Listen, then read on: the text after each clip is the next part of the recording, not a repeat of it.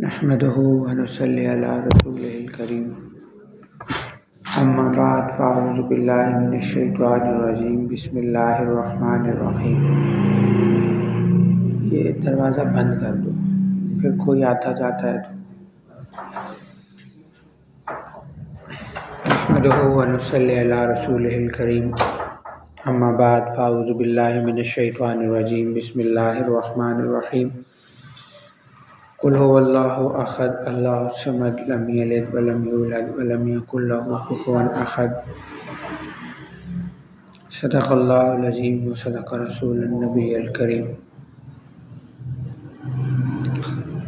तौहीद तो ये है कि खुदा हशर में ये कह दे, ये बंदा दो आलम से खफा मेरे लिए है। लिबास खिज़र में घूमते हैं हज़ारों रहज़न भी, अगर दुनिया में रहना है तो कुछ पहचान पैदा कर। वाजिबुल एहतराम अज़ीज़ साथियों, अल्लाह जल्ल शानहू का बहुत बड़ा एहसान है कि अल्लाह रब्बुल इज़्ज़त ने हमें रमज़ानुल मुबारक अता फरमाया और इसके साथ साथ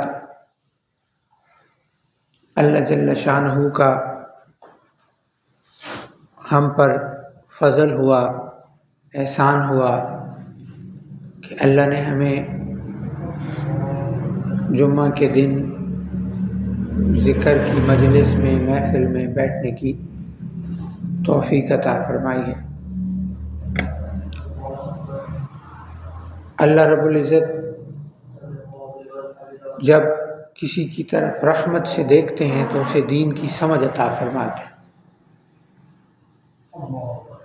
दुनिया की चालाकी को, दुनिया की अयारी को इंसान समझता है, ये समझ ये नहीं है। असल अकल, असल समझदारी ये है कि इंसान अल्लाह को पहचान ले। इंसान अल्लाह को पहचान ले। वो किसी ने कासिम नानोतवी रहमतुल्लाह अलैह के किसी मुरीद से पूछा कि आप अल्लाह को जानते हैं? तो उसने कहा मैं अल्लाह को जानता हूँ, कासिम नानोती अल्लाह को पहचानते हैं। अल्लाह को पहचानते हैं। अब जैसे हम ये समझते हैं किसी का जब माल और दौलत का नुकसान होता है या किसी का कोई अजीज़ मर जाता है और अगर वो नौजवान हो तो लोग कहते हैं ओहो एक जवान पुत्र है जी। ये कहता है कि वो मर गया जी, उसके छोटे छोटे बच्चे रह गए जी, उन बच्चों का क्या होगा। अब ये गिला अगर इनडायरेक्टली देखें तो ये किसकी तरफ जा रहा है कि नाउज़ु बिल्लाह, अल्लाह ने क्या किया है? जुल्म किया है। मौत तो अल्लाह की तरफ से है। मौत किसकी तरफ से है? और घर में परेशानी आ रही है, खाने के लिए कुछ नहीं है या है तो मुश्किल से पूरा हो रहा है, तो ये क्या कहता है? जी किस्मत ही है जी, नसीब ही है जी, किस्मत ही ऐसी है, नसीब ही ऐसा है, मेरी नसीब ही बुरा है, मेरी किस्मत ही ख़राब है। जब से मैं पैदा हूँ मैंने कोई एक दिन खुशी का नहीं देखा, मैंने कोई एक लम्हा, कई लोग तो यहाँ तक कह देते हैं कि मैंने कोई एक लम्हा खुशी का नहीं गुजारा। हालांकि ऐसे नहीं होता। अगर ऐसे होता तो फिर इंसान का दिल फट जाता, इतना गम वो बर्दाश्त कर ही नहीं सकता। इंसान के ऊपर उतार और चढ़ाव, उतार और चढ़ाव वो रहता है, ठीक है। खुशी भी आती है और गम भी आता है। हालात अच्छे भी आते हैं और हालात बुरे भी आते हैं, हालात के अंदर सुधार भी आता है, हालात के अंदर बिगाड़ भी आता है। अब जब हमारे हालात ख़राब हो गए, हम पे मुश्किल आई, तो हम उस वक़्त ये चीज़ देखें कि अल्लाह रब्बुल इज़्ज़त ने हमारी मदद कैसे फरमाई। अब होता क्या है कि मिसाल पहले जो हमने बात की कि किसी का कोई ऐसा फौत हो गया जिसके छोटे छोटे बच्चे रह गए, तो अब क्या होता है कि ज़्यादातर रिश्तेदार इससे पीछे हो जाते हैं। क्या होता है, तो ये कहता है देखो मेरा बाप मर गया ना, मेरा बाप मर गया ना, लेकिन मुझे सब ने मेरा साथ छोड़ दिया। वो दे पहले भी नहीं रहे होते, लेकिन उसको कभी महसूस नहीं होता। क्यों? क्योंकि उसके सर पे तो उसका बाप था, रिश्तेदार तो पहले भी उसके नहीं थे। लेकिन कुछ लोग उसके साथ ऐसे खड़े हो जाते हैं कि शायद वो उस तरह बाप के होते हुए भी ना पल पाता जिस तरह बाप के बगैर पल रहा है। तो पाल कौन रहा है? उन लोगों के दिल उस बच्चे के लिए नरम किसने किए? अब अच्छा जो बंदा होता है ना, चाहे उसका रिश्तेदार हो ना, वो जब सुनता अच्छा हुआ ये यतीम है यार, ख्याल करो यार, यतीम बच्चा है, कहते हैं नहीं कहते, इसके साथ नहीं छेड़ो यार ये यतीम है, कहते हैं नहीं कहते। लेकिन अंदर दर्द और एहसास होगा तो अल्लाह वो दर्द और वो एहसास किसने पैदा किया? वो रहम जो आपके दिल में आया वो किसने पैदा किया? लेकिन अब वो इन चीज़ों को महसूस करे तो वो इन चीज़ों को नहीं देखता कि मुझे यहाँ से अल्लाह फजल क्या कर रहे हैं, बल्कि वो जो नहीं उसको मिल रहा होता है वो उसका रोना रो रहा होता है, मुझे ये भी नहीं मिला, मुझे ये भी नहीं मिला, मुझे ये भी नहीं मिला, मेरे साथ ये भी हुआ है, मेरे साथ वो भी हुआ है। और दूसरी तरफ किसी के घर में मुश्किल आ जाती है ना, पैसों के हवाले से, तरतीब, वो सारे काम कर रहा होता है लेकिन वो अल्लाह की तरफ मुतवज्जो नहीं हो रहा होता, और जब तक वो अल्लाह की तरफ मुतवज्जो नहीं होता उसका काम भी नहीं होता। क्योंकि जब तक वो ये बात नहीं कहता ना कि अल्लाह बस तू है, अब तो मुझे मेरी मदद करने वाला कोई भी नहीं है, कोई मेरे साथ चलने वाला नहीं, कोई मेरी मदद करने वाला नहीं, तो उसकी मदद होती भी नहीं है। जब आप का मसला लोग नहीं हल कर रहे हैं ना, तो समझ जाओ कि अल्लाह चाह रहे हैं कि तुम ये मसला अल्लाह से हल कराओ। यानी मसला तो तब भी अल्लाह ही हल करते हैं, लेकिन अल्लाह चाहता है कि अब डायरेक्ट अल्लाह से मांगो, डायरेक्ट मुझसे मांगो, मैं तुम्हें दूंगा। एक होता है वास्ते ज़रिए से, और बाज़ वक़्त अल्लाह का फजल होता है, अल्लाह बिना मांगे दे देते हैं। लेकिन अब अल्लाह चाह रहे हैं कि अल्लाह से मांगा जाए और फिर अल्लाह दे, तब आपका यकीन मजबूत होता है। जैसे मैं अक्सर कहता हूँ ना, लोग कहते हैं मुझे अल्लाह से उम्मीद है, मुझे अल्लाह से उम्मीद है। ये मत कहो, अल्लाह उम्मीद नहीं है, अल्लाह उम्मीद नहीं है, अल्लाह यकीन है। उम्मीद लोगों से होती है, अल्लाह से उम्मीद नहीं, अल्लाह यकीन है कि मांगूंगा देगा। बात समझ नहीं आ रही? कैसे? बच्चे को यकीन होता है कि मेरे स्कूल की फीस कौन देगा? मेरा अब्बा। उम्मीद होती है कि यकीन होता है, यकीन होता है ना, मुझे रोटी, मेरे घर में राशन मेरा अब्बा डालेगा। उम्मीद होता है, यकीन होता है।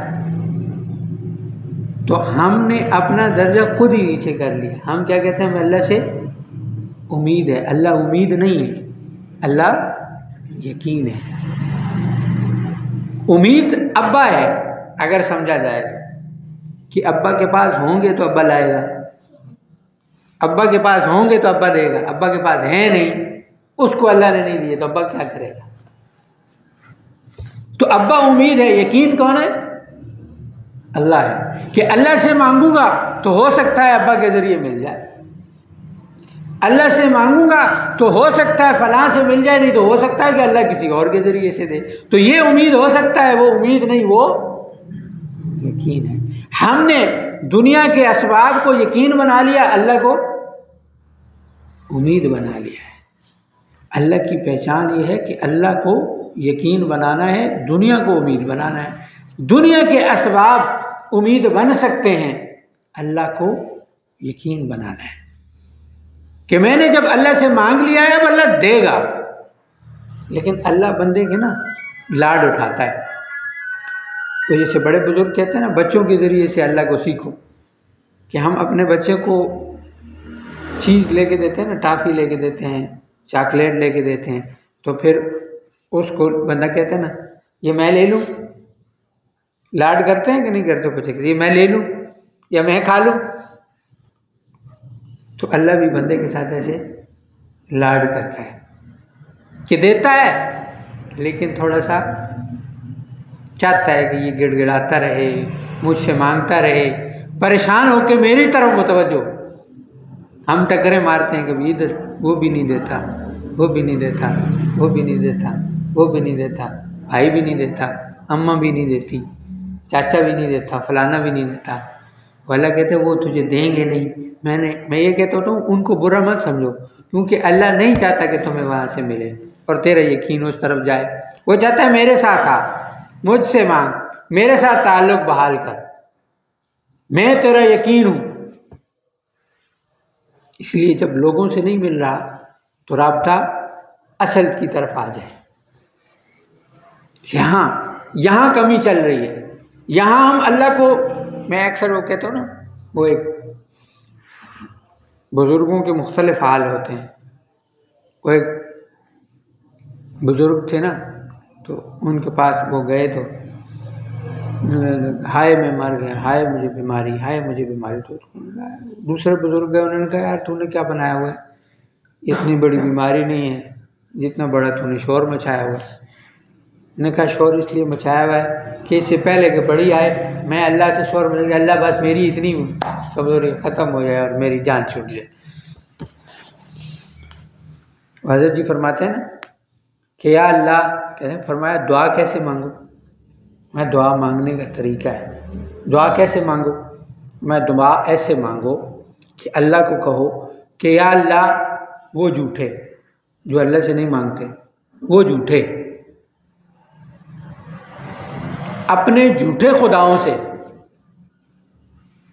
वो झूठे अपने झूठे खुदाओं से मांगते हैं, देता तू उनको है। झूठे अपने झूठे खुदाओं से मांगते हैं, तू उनको देता है। मैं झूठा, भाई मैं झूठा क्यों? क्योंकि हम बंदगी का हक अदा नहीं कर सकते। तो मैं झूठा अपने सच्चे रब से मांगता हूं, ऐ मेरे सच्चे रब मुझे अता कर दे, ऐ मेरे सच्चे रब मुझे अता कर दे। ये जब आप इस रास्ते पे चलना शुरू होते हैं ना, दीन के रास्ते पे चलना शुरू होते हैं, तो ये भी अल्लाह के लाड होते हैं। तो आपके रास्ते में रुकावटें पैदा करता है, क्योंकि वो चाहता है कि हर काम के लिए आपकी नज़र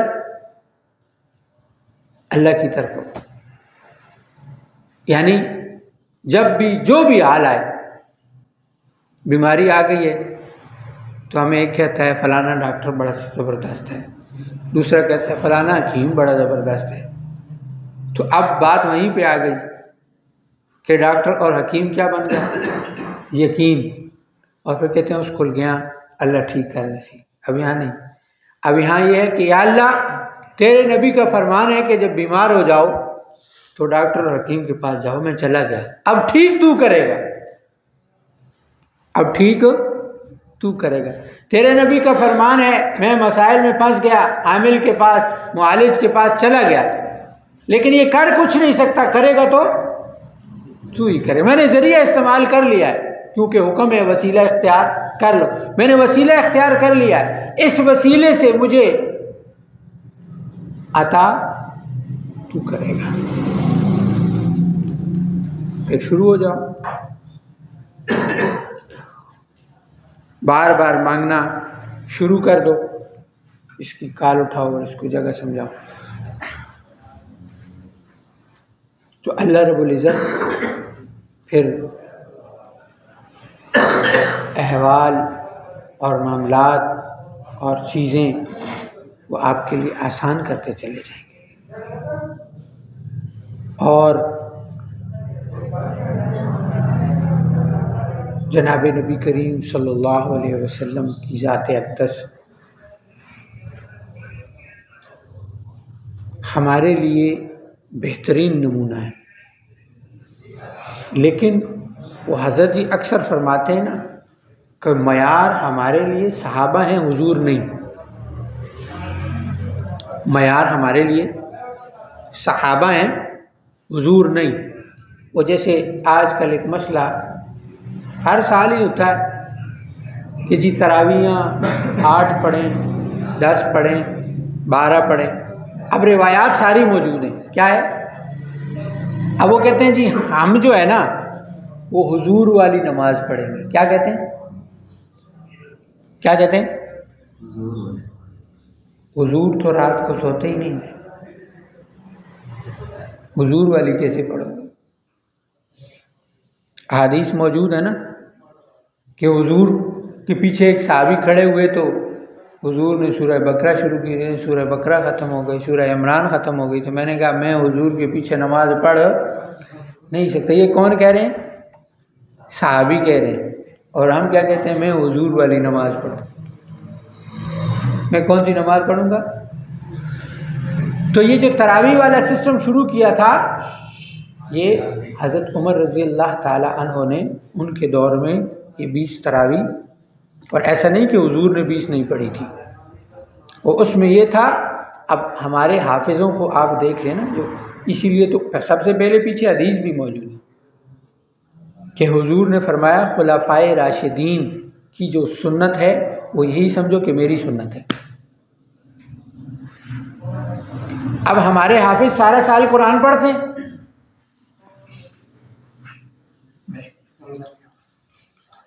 तो अगर ये ना रखते, आवाम को तो छोड़ दो ना, तो अब हमारे हाफिज भी इनका कुरान याद है तो इस तरावी की बरकत से।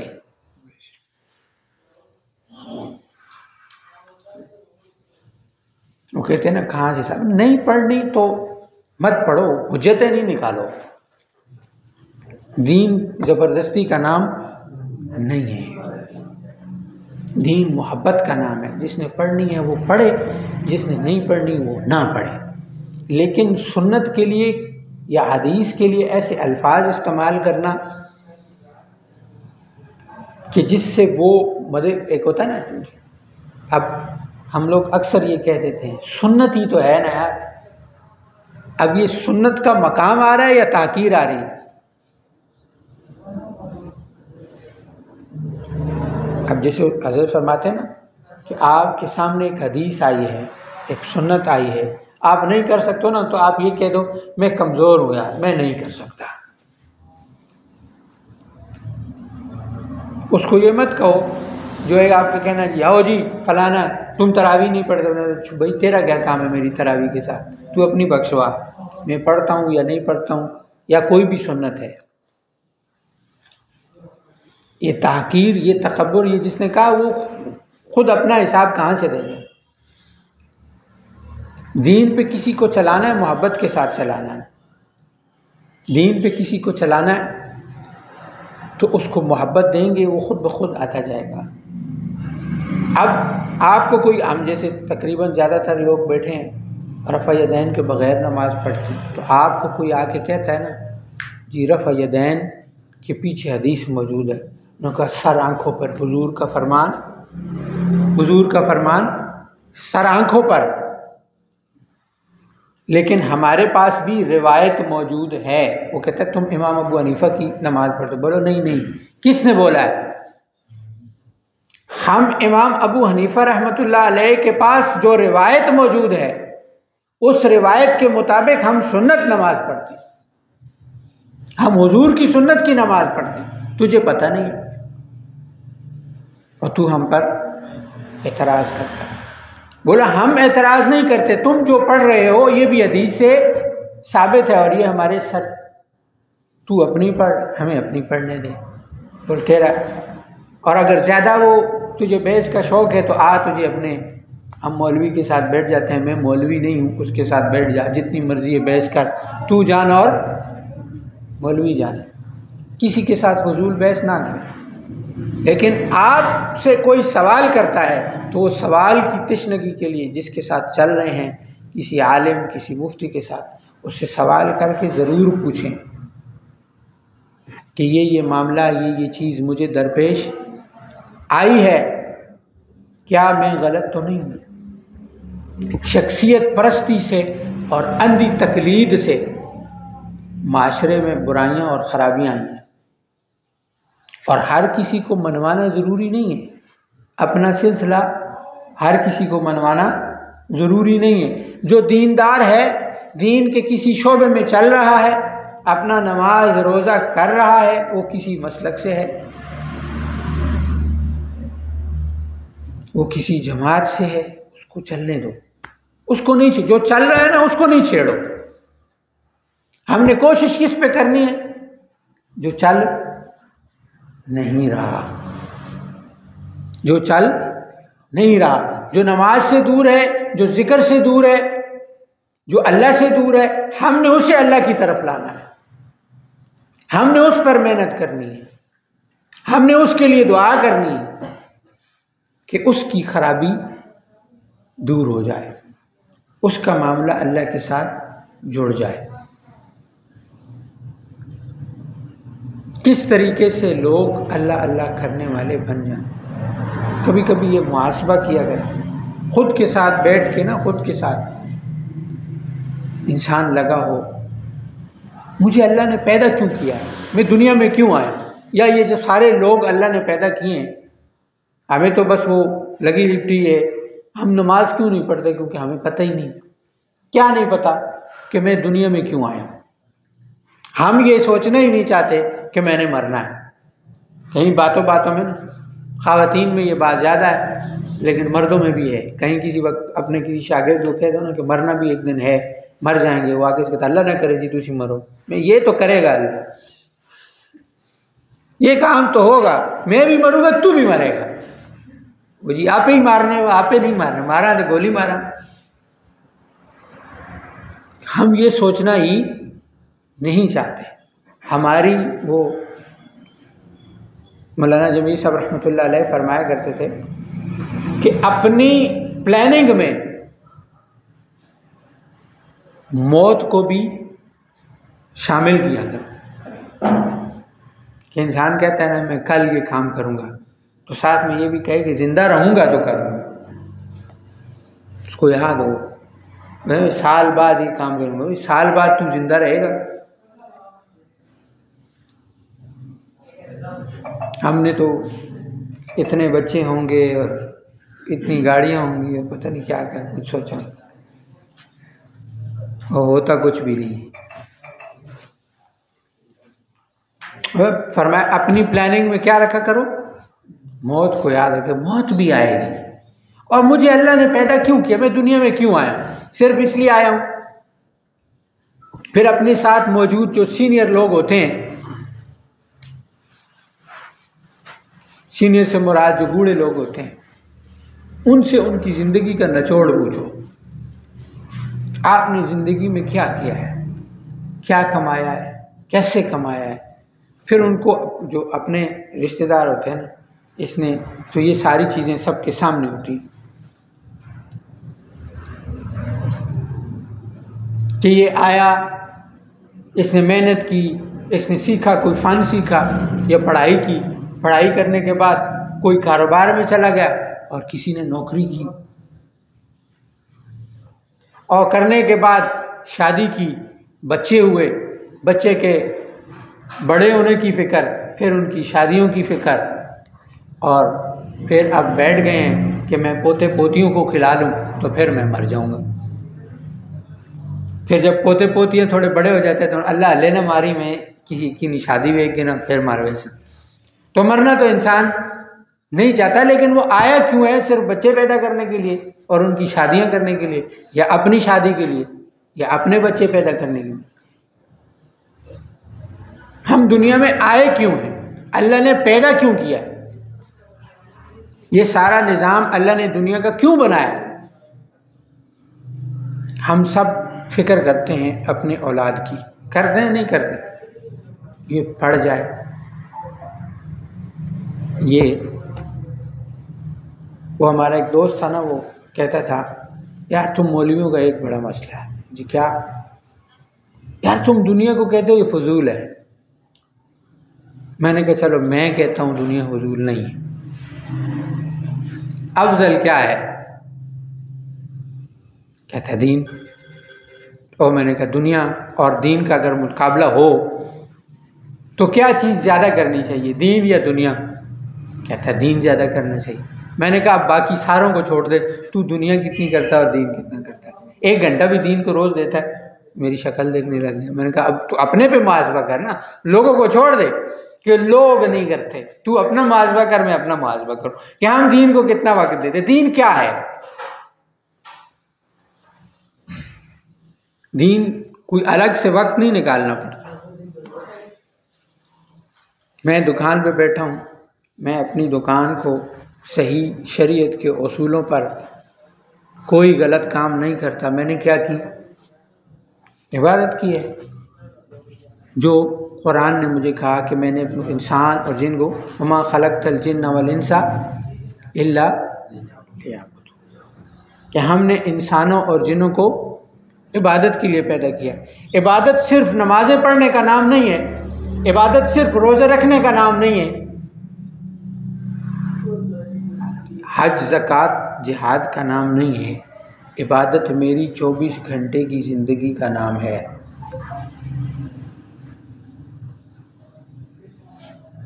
इबादत सिर्फ ये नहीं है कि मैं बोल अच्छा बोलूं, इबादत ये भी है कि मैं हलाल खाऊं।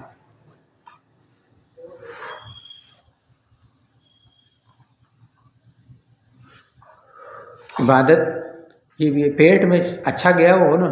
अब मिसाल है कि पेट भरा हुआ हो ना, तो फिर बयान भी बंदा बड़े गौर से सुनता है। तो अब जैसे भूख लगी हुई है, एंड टाइम है, तो सारे ही मेरे समेत जो है ना वो डाउन हुए। तो जब बंदा ताकतवर हो ना, हुजूर का फरमान है कि ज़ईफ़ मोमिन से कवी मोमिन बेहतर है। ये खुशकी वाले काम जो है ना, खुश सूफिया वाले, कि जी तवज्जो नहीं देनी और सिस्टम नहीं करना, ये कहीं पे भी नहीं है। हुजूर ने हमें ये चीज़ें नहीं सिखाई। हम क्या करते हैं? हुजूर साहबा ने जी फटे पुराने कपड़े पहने हुए थे, हम भी कपड़े पुराने से पहन लेंगे और अपने ख़जाना में माल भरा पड़ा होगा। साहबा तो नहीं रखते, साहबा तो फिर लुटा देते। बोलते ना माल मांगो तो माल ऐसे मांगो कि कहो या अल्लाह मुझे उस्मान गनी रज़ी अल्लाह ताला अन्हु की तरह वाला माल अता फरमा। कारून वाला माल न मांगो, फ़िरौन वाला माल न मांगो, कि फ़िरौन और कारून वाला माल मांगोगे तो वो अपनी तिजोरियाँ भरती चली जाएंगी, और उस्मान गनी रज़ी अल्लाह ताला अन्हु वाला माल मांगोगे तो तुम नहीं भी चाहोगे तो वो खुद ब खुद तुम्हारे हाथ से अल्लाह दिलवाता चला जाएगा। तुम्हारे खाते में माल आता भी रहेगा और जाता भी रहेगा। माल कमाना गलत नहीं है, माल को हलाल तरीके से कमाना, और उसमें फिर यानी बाज़ चीज़ें ऐसी होती हैं ना, जैसे हम अक्सर लोगों को देखते हैं 16-16 घंटे 18-18 घंटे वो दुनिया के लिए उन्होंने अपना न खाने का होश न पीने का होश। जिसको खाने पीने का होश नहीं उसे अल्लाह रसूल का क्या पता होगा, जिसने अपने खाने पीने को खैराबाद किया होता है, अपने घर वालों को, अपने बीवी बच्चों को, किसी को वो किसी तरह का टाइम नहीं दे रहा होता। मसला क्या है जी? मैं पैसे कमा रहा हूँ, मैं नोट कमा रहा हूँ। हम एक जगह एक दुकान पर गए तो उसकी बड़ी चलती दुकान है बाज़ार में, तो वो लोग हम जब गए तो दरवाज़ा बंद कर गए ना, वो खाना खा रहे थे। तो मेरे साथ जो बंदा था वो कहते यार देखो बाहर लोग खड़े इंतज़ार हैं, इन लोगों को शर्म नहीं आती, ये खाना खा रहे हैं। मैंने कहा तुझे शर्म नहीं आती? ये सारा कुछ इसी खाने के लिए तो कर रहे हैं, इसी खाने के लिए तो इसने दुकान खोली है। अब यही खाना ये बैठ के सुकून से न खाए। इसे पता है कि अगर ये दरवाज़ा बंद न करे तो तुम कहोगे मुझे बड़ी जल्दी है जी, ज़रा 2 मिनट उठ के मुझे चीज़ पकड़ा दो। इसने दरवाज़ा ही बंद किया हुआ, सुकून से खाना खाओ, फिर जिसको जो चाहिए ले लो। कहता जी पीछे बंदा मर रहा हो। तो मैंने कहा जो तू लेने आया ना, इससे बंदा जिंदा नहीं होता। लेने तू सोच आया है, सोच तूने बंदे में कहाँ लगाना है। जा पहले बंदा जिंदा करा, फिर आके सोच ले लेना। तो बात अर्ज करने का मकसद ये है कि फिर इंसान ऐसा भी न बने कि उसको होश ही ना हो। अब कई बड़े जनरल स्टोर्स पे चले, बाज़ों ने बड़ा इंतज़ाम किया हुआ था कि खाने के वक्त में, नमाज के वक्त में अपने पूरे जो उनके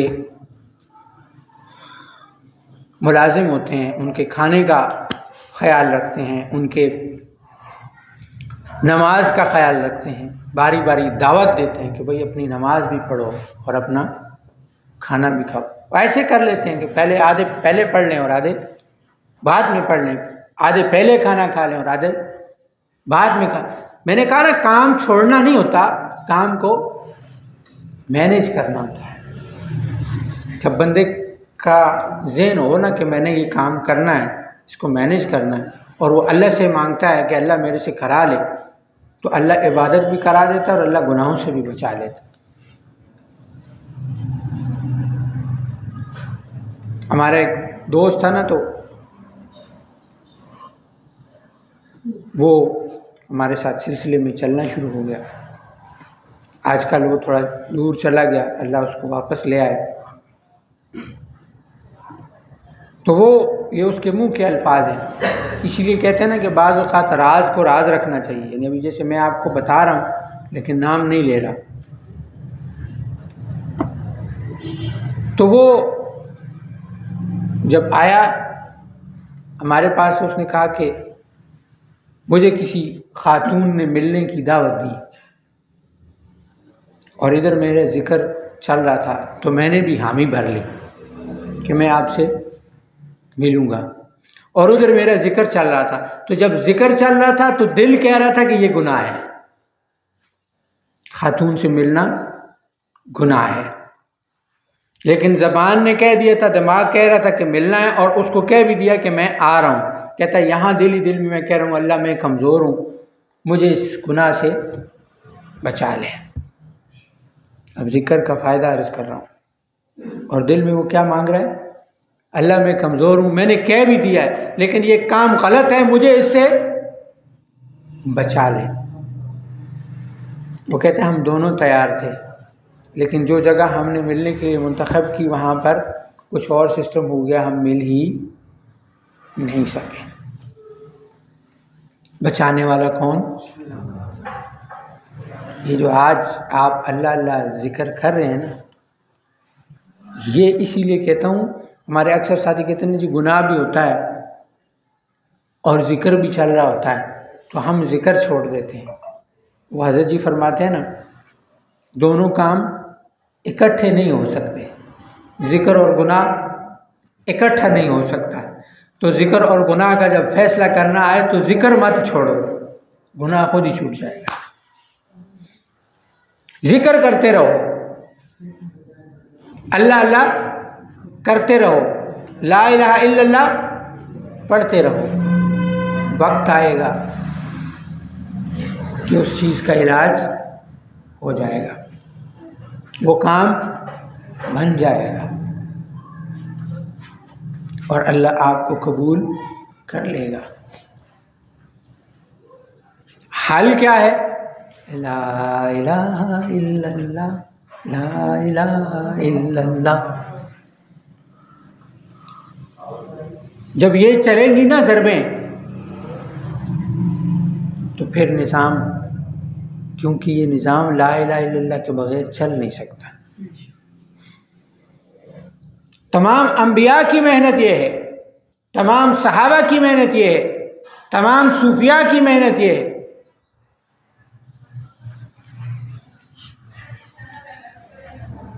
ज़मीनें कितनी हैं और आसमान कितने और कलमे के अल्फाज कितने? ला इलाहा इल्लल्लाह 4, मुहम्मदुर रसूलुल्लाह 3, कितने हो गए?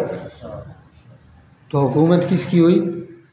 ला इलाहा इल्लल्लाह मुहम्मदुर रसूलुल्लाह। ये 7 ज़मीन 7 आसमानों पे हुकूमत इसी कलमे की। ये आपको ऐसे नहीं पढ़ाया जाता। ये समझो कि सूफी हैं, वो कहने वाले कहते हैं क्या है जी, बिद्दत है। और बुजुर्ग को किसी ने कहा ना कि हजरत फलां काम बिद्दत है, तो उसने कहा इसको उठा के बैठो, ये 6 फुट की बिद्दत हमें बताएगी कि सुन्नत क्या है और बिद्दत क्या है। ये कलमा सहाबा के यहाँ इतना आम था,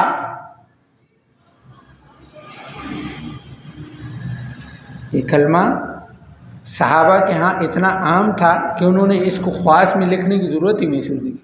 ये कलमे के लिए भी कोई पूछेगा कि कितना पढ़ना है।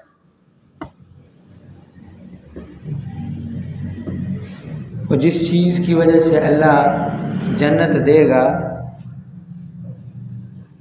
अल्लाह जन्नत कलमे की वजह से देगा,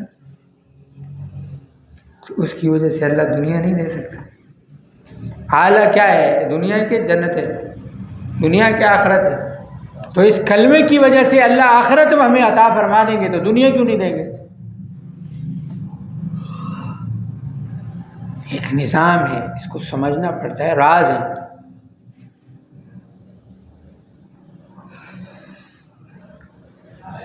वो हदीस मौजूद है पीछे कि 3 अल्लाह कमी बेशी माफ़ फरमाए, 3 हल्के लगे हुए थे, सीखने सिखाना, इल्म का और ज़िक्र का। हुजूर ज़िक्र में बैठे, जब हल्के लगे हुए तो हल्का क्या होता है? ये हल्का ही है ना।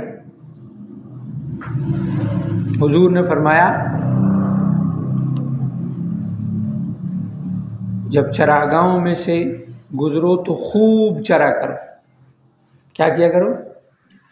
साहबा ने अर्ज़ किया चरागाहें मतलब? फरमाया ज़िक्र के हल्के, ज़िक्र के। तो हल्कों में तो ज़िक्र जारी हो सकता है, खफी हो सकता है।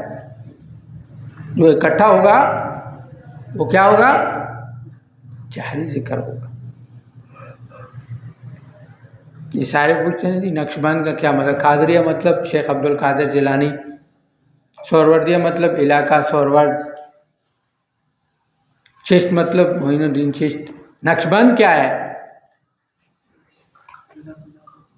अल्लाह का नाम हमारे दिल पर नक्श हो जाए, अल्लाह कल्ब पर नक्श हो जाए। डाले में तो दांत का दम डाला, कहता 1.5 घंटे के बाद भी उसकी आखिर मिन्नतें करके वो गया। तो जब वो उसका शौर जाने लगा तो मुझे जब मौली साहब फिर खबरों, मैंने कहा खुदा का वास्ता इसको दोबारा मेरे पास मत लाना, इसको दोबारा मेरे पास नहीं लाना। तो जब शाज़ली होगा तो दिल मजबूत अल्लाह खुद कर देंगे। जिन क्या चीज़ है? एक कायदा है, कायदा, अगर आप जग को दरिया में डालें तो दरिया ज़्यादा है और जग छोटा है, इसलिए जग पानी के अंदर आ गया। दरिया ज़्यादा है, जग छोटा है, इसलिए जग किसके अंदर आ गया? पानी के अंदर आ गया। इसी तरीके से अगर पानी कम हो और उसको जग में डालें तो अब पानी किसके अंदर आ गया? क्योंकि पानी कम है और जग क्या है? बड़ा है। अब इंसान के अंदर जिन आता है तो जिन बड़ा है या इंसान? बोलो, कभी सुना है कि कोई इंसान जिन में घुस गया हो? तो फिर बड़ा क्या हुआ? लेकिन इंसान को पता नहीं होता, इनकी शक्लें बड़ी होती हैं, इनके कद बड़े होते हैं, नज़र आते हैं बड़े होते, इनकी एक अल्लाह ने इनको खुसूसियत है कि शक्ल कोई भी तब्दील कर सकते, छोटी सी छोटी में जा सकते हैं और बड़े से। वो कहते हैं मैंने जिन को असली हालत में देखा है, जिन को असली हालत में नबी के सिवा कोई देखो। ये शेख अब्दुल कादिर जिलानी पीरानी पीर रहमतुल्लाह अलैह का माकूल होने का, नबी के सिवा जिन को उसकी असली हालत में कोई देख, उसकी वजह है जिन्नात की उम्रें ज़्यादा होती हैं, जिन्नात की अभी भी सहाबा जिन्नात मौजूद हैं, सहाबा जिन्नात मौजूद हैं। तो अब अगर सहाबा जिन्नात को कोई असली हालत में देख ले तो वो क्या बनेगा? ताबी बन जाएगा। तो अब वो छुपी हुई चीज़ है, तो फिर मेरे समेत सारे ही ताबी बने हुए हों। किसी को क्या पता किसने देखा है कि नहीं देखा? हर कोई दूसरा तीसरा बंदा कहे कि मैंने सहाबा जिन्नात को देखा है। तो जिन्नात को उनकी असली शक्ल में सिर्फ अंबिया खौफनाक होते हैं, इसी लोग समझते हैं कि शायद खौफनाक हैं इसलिए नहीं देख सकते। इसमें अल्लाह ने हिकमत रखी है, क्योंकि उनकी उम्रें ज़्यादा होती हैं। जब आपको अल्लाह मिल जाएगा ना, वो जैसे किसी एक बुजुर्ग ने फरमाया ना, जो अल्लाह से डरता है वो इंसानों से नहीं डरता, और जो इंसानों से डरता है उसे काकरोच और छिपकलियाँ और सांप और ये भी डर आते हैं।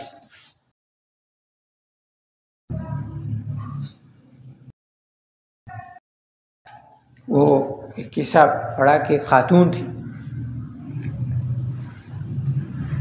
किसी बुजुर्ग का उनसे कोई काम पड़ गया, तो उन्होंने उनके इलाके में जाके पूछा कि वो खातून, तो उन्होंने कहा जी वो उनका कमाने वाला कोई नहीं है, तो वो जंगल में बकरियां चराने जाती हैं लोगों की, और उसी से अपना पेट पालती हैं, उसी से अपना पेट पालती हैं। तो उसने कहा अरे खातून इतनी मुशक्क़त वाली कि वो जंगल में जाके बकरियां चराती।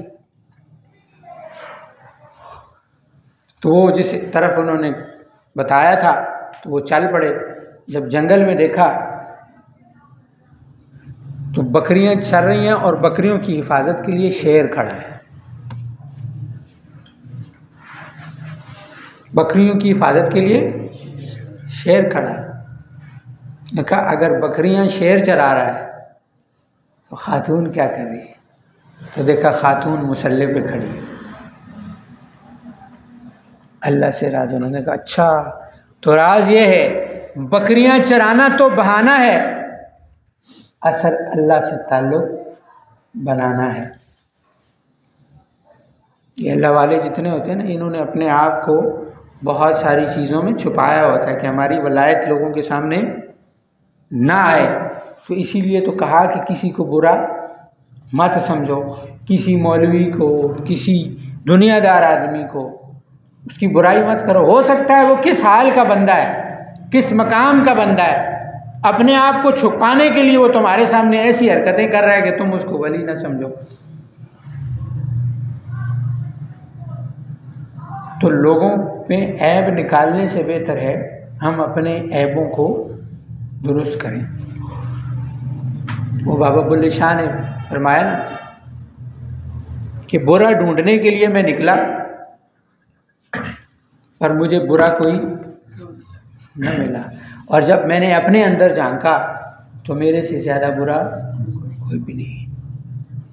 अपने ऐबों से फुर्सत मिल जाए बड़ी बात है। उनको याद कर कर के हम तो जब अल्लाह के सामने जाओ ना, मांगने की तरतीब अर्ज़ कर रहा था, हम जब अल्लाह के सामने जाते हैं तो हम क्या करते हैं? हम अल्लाह को बता रहे होते हैं या अल्लाह तुम्हें पता है मैं नमाज़ा भी पढ़ी हैं, मैं ज़िक्र भी कीता, मैं फ़लान अल इतना अच्छा भी कीता, मेरी नीयत भी बिल्कुल साफ़ है। अब हम नीयत किसको बता रहे हैं?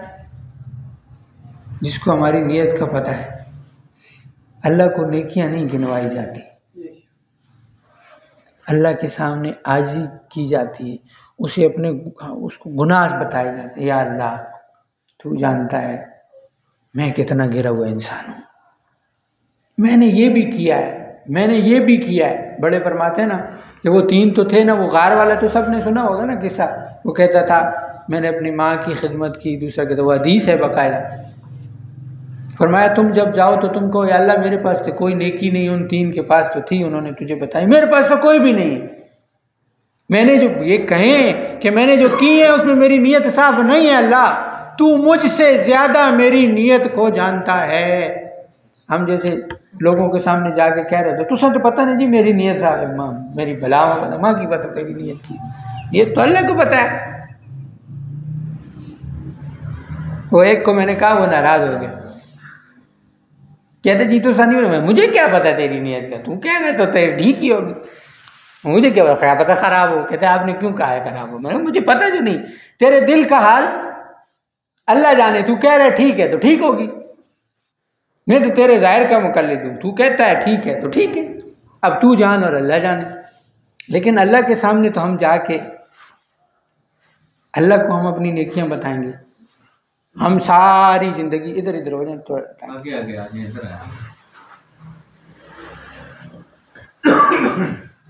हम सारी जिंदगी सजदे में सर रख देना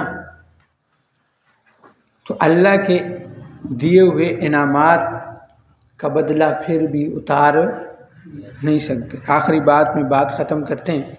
वो एक बुज़ुर्ग थे, हज़रत मूसा अलैहिस्सलाम या उससे पहले के किसी नबी के दौर के थे। तो उन्होंने 500 साल इबादत की। कितना? और 500 साल इबादत का उनका तरतीब ये थी कि एक अल्लाह ने उनको दरख्त दिया हुआ था, उसका फल खाते थे, और एक दरिया था या चश्मा था, उसका पानी पीते थे।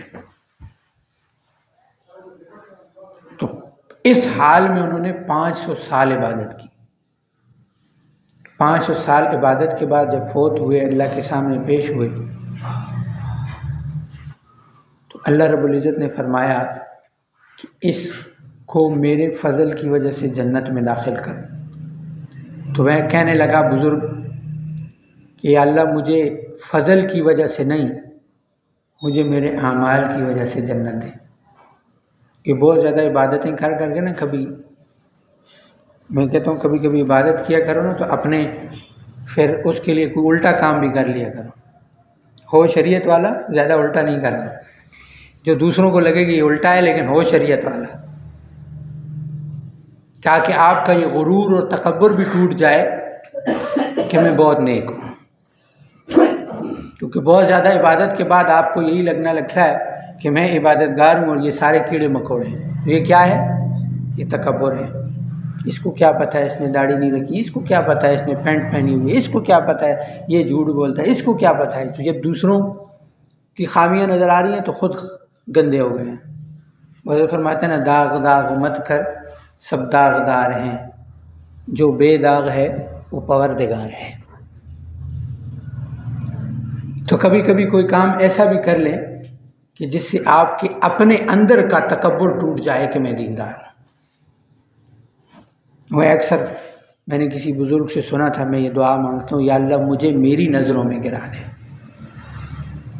मुझे मेरी नज़रों में गिरा दे कि मैं खुद को किसी काबिल न समझूं। मुझ पर जो इनायत है वो मेरे रब की है, मुझ पर जो फजल है सिलसिले की वजह से। जब अल्लाह के सामने हाजिर हूँ तो आजिज़ी के साथ कि या अल्लाह तुझे पता है मैं कमज़ोर हूँ, मैं गुनाहगार हूँ, तू मुझे माफ़ फरमा, मैं तेरी रहमत का तलबगार हूँ, मैं तेरे फजल का तलबगार हूँ, तू अपनी रहमत से अपने फजल से मुझे माफ़ फरमा, मेरे घर वालों को माफ़ फरमा, मेरे इलाके वालों को माफ़ फरमा, पूरी दुनिया के इंसानों को माफ़ फरमा, हिदायत दे दे। पूरी दुनिया में जब आप जिस दिन दुआ मांगेंगे ना, जितने लोगों को हिदायत मिलेगी अल्लाह को उसका अजर आपके खाते में लिख देंगे। कितना आसान है, कितना फजल है अल्लाह का। और वो करीम इतना है, वो कहता है एक बार मांगो मैं दे दूंगा, मैं दे दूंगा। अल्लाह हम सबको अमल की तौफीक अता फरमाए और दीन पर चलना हमारे लिए आसान फरमाए। सल्लल्लाहु अलैहि वसल्लम सय्यदुल अंबिया वल मुरसलीन। या अल्लाह हम गुनाहगार हैं, ख़ताकार हैं, सियाकार हैं। या अल्लाह तू हमारे गुनाहों को माफ़ फरमा।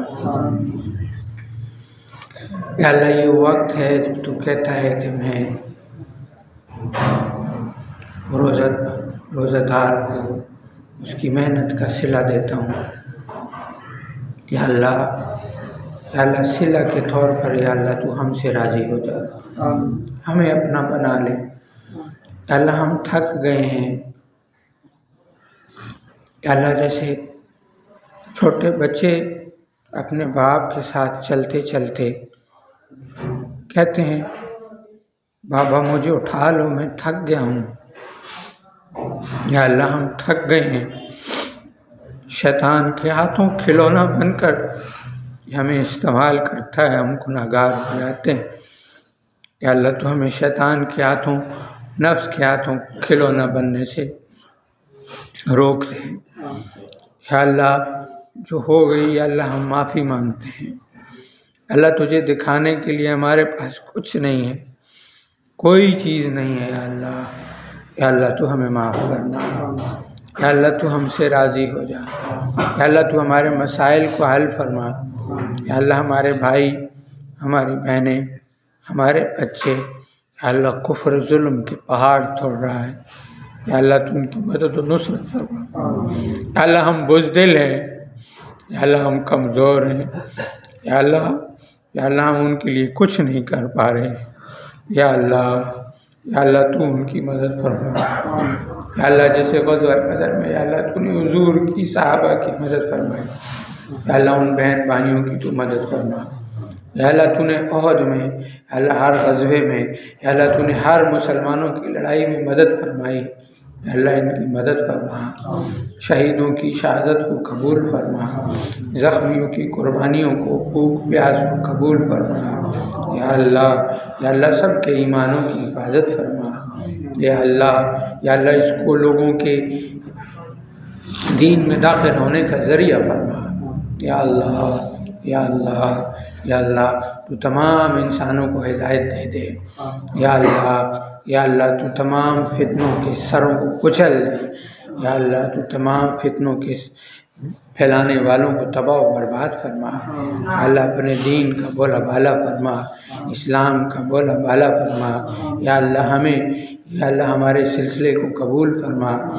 या अल्लाह हमें सिलसिले के लिए आफ़ियत के साथ, आसानी के साथ कबूल फरमा। सिलसिला सारो दाम दिन दुगनी रात चुगनी तरक्की करे। या अल्लाह हमें ज़रिए के तौर पर कबूल फरमा। या अल्लाह हमारे शेख को सेहत वाली, तंदुरुस्ती वाली ज़िंदगी अता फरमा। या अल्लाह उनकी कदम कदम पर मदद और नुसरत फरमा। उनके घर बार की हिफाजत फरमा। या अल्लाह उनकी इबादतों को कबूल फरमा। उनकी गलतियों को, कमियों को, खामियों को या अल्लाह दरगुजर फरमा। या अल्लाह हमारे शेख को सरताज ज़माना बना। या अल्लाह हमें उनकी कदर करने की तौफीक अता फरमा। या अल्लाह हमें उनकी खिदमत करने की तौफीक अता फरमा। या अल्लाह वो जिस तरीके से हमें बनाना चाहते हैं या अल्लाह हमें बनने की तौफीक अता फरमा। जितने मुसलमान हाल हैं सबकी परेशानियों को दूर फरमा, हाजतों को पूरा फरमा। जिन्होंने दुआओं का कहा है या अल्लाह उनकी दुआओं को कबूल फरमा। या अल्लाह जो हाज़रीन मजलिस बैठे हैं, जो देख रहे हैं, या अल्लाह इनकी दुआओं को, हाजतों को पूरा फरमा। या अल्लाह इनकी परेशानियों को दूर फरमा। कर्ज़दारों के कर्ज़ों को गैब के ख़ज़ानों से अता फरमा। या अल्लाह जो इस दुनिया से चले गए या अल्लाह उनकी कामिल मग़फ़िरत फरमा। या अल्लाह हमारी जो चची आंटी फ़ौत हुई हैं या अल्लाह उनकी मग़फ़िरत फरमा। या अल्लाह फ़हद भाई की बहनोई के वालिद साहब फ़ौत हुए हैं या अल्लाह उनकी मग़फ़िरत फरमा, उनके दर्जात को बुलंद फरमा। या अल्लाह जितने दुनिया से चले गए, जो लोग यहाँ बैठे हैं उनके अज़ीज़ व अक़ारिब दुनिया से चले गए, उनकी मग़फ़िरत फरमा। या अल्लाह उनके दर्जात को बुलंद फरमा। या अल्लाह हमारी दुआओं को कबूल फरमा। या अल्लाह ख़ुसूसी करम और रहम वाले फ़ैसले फरमा। जितनी दुआएँ, खैरें, बरकतें, रहमतें आका सल्लल्लाहु अलैहि वसल्लम ने, बुज़ुर्गों ने मांगे या अल्लाह वो अता फरमा, उनमें हिस्सा फरमा। जिन शुरूर और फितन से पनाह मांगी पनाह अता फरमा। या अल्लाह हमारी मौत का दिन करोड़ों ईदों से बढ़कर हो। या अल्लाह हुजूर की ज़ियारत हो, या अल्लाह मौत के वक्त हुजूर की ज़ियारत हो, जिस्म का रुएँ पर ये ना रहो ला इलाहा इल्लल्लाह मुहम्मदुर रसूलुल्लाह सल्लल्लाहु ताला अला खैर खल्क़ी मुहम्मदिन व आलिहि व अस्हाबिहि व ज़ुर्रिय्यतिहि व अहलि बैतिहि अजमईन बिरहमतिका या अरहमर राहिमीन आमीन।